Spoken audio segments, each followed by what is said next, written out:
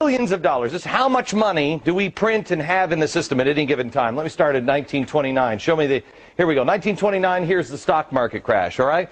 Now, if you see, we were on the gold standard, so we couldn't print much more money. We had the stock market crash, but we didn't do all of the stuff that we're doing now, just printing money. Go ahead, step to the next thing.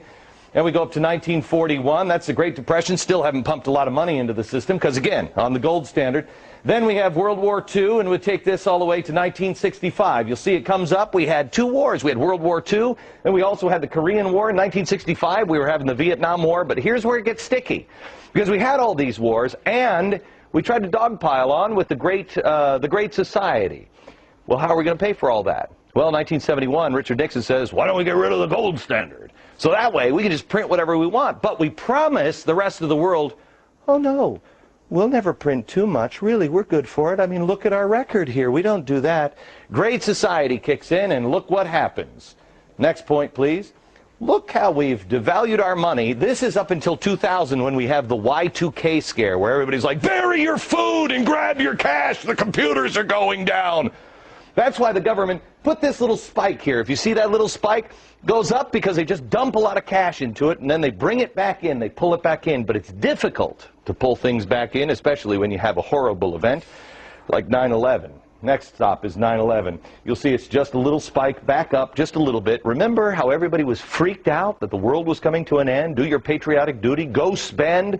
Go out there and get into the stock market. Well, we did. And then this is the kind of spending we get. As you see here, the federal bailout's just about to begin. We're in, let me get into my Al Gore machine. Oh, it's a real inconvenient truth now, isn't it, Al?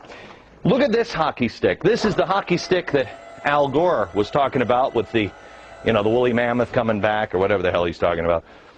Here's where we were in September last year.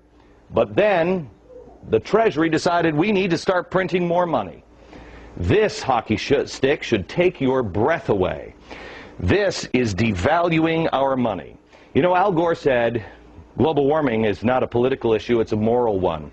Thomas Jefferson said doing this to our children is immoral, and I agree with him. We have pumped all of this money in and devalued our money. How is it not going to be worthless? This has never, ever been done by anybody ever before.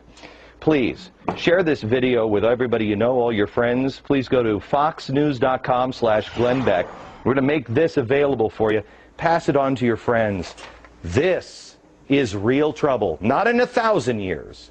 Perhaps in the next year. Back in a minute.